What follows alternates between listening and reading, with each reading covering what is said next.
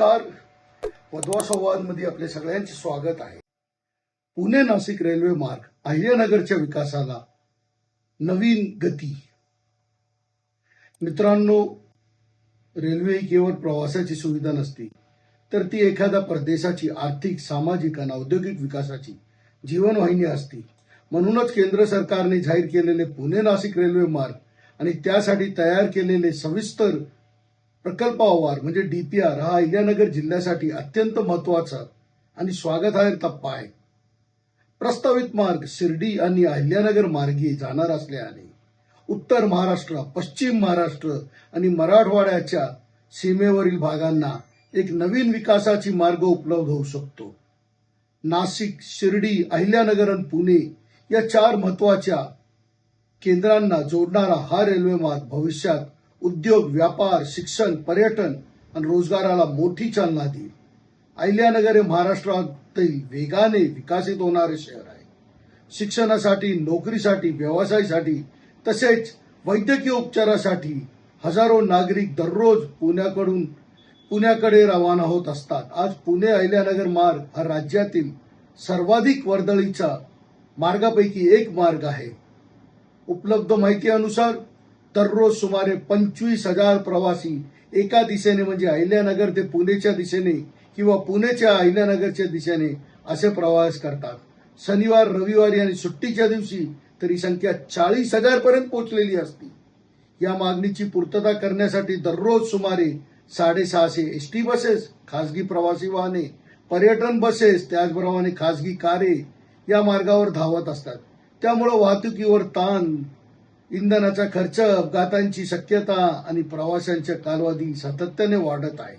याच कारणाने अहिल्यानगर प्रवासी संघटना गेल्या अनेक वर्षापासून पुणे अहिल्यानगर इंटरसिटी रेल्वेची सातत्याने मागणी करत आहे.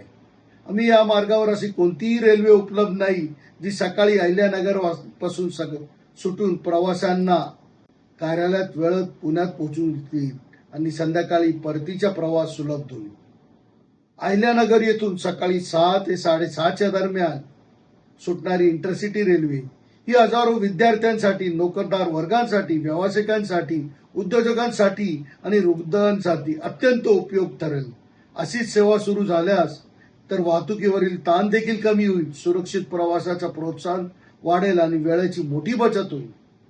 या दरम्यान पुणे, शिर्डी, साईनगर दैनंदिन रेल्वे सेवेचं निश्चितच आम्ही स्वागत करतो. त्याचप्रमाणे अमृत योजनेत दानापूर एक्सप्रेस याचं देखील स्वागत करतो.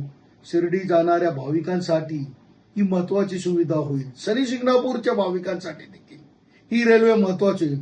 मात्र दैनंदिन प्रवास करणाऱ्या अहिल्यानगरकरांसाठी गरज लक्षात घेत इंटरसिटी सेवेची आवश्यकता आजही तितकीच महत्वाची आहे. पुणे नाशिक रेल्वे मागणीबाबत विविध भागातून वेगवेगळ्या अपेक्षा आणि सूचना व्यक्त होत आहेत. प्रत्येक शहराला विकासासाठी आकांक्षा असणे स्वाभाविक आहे.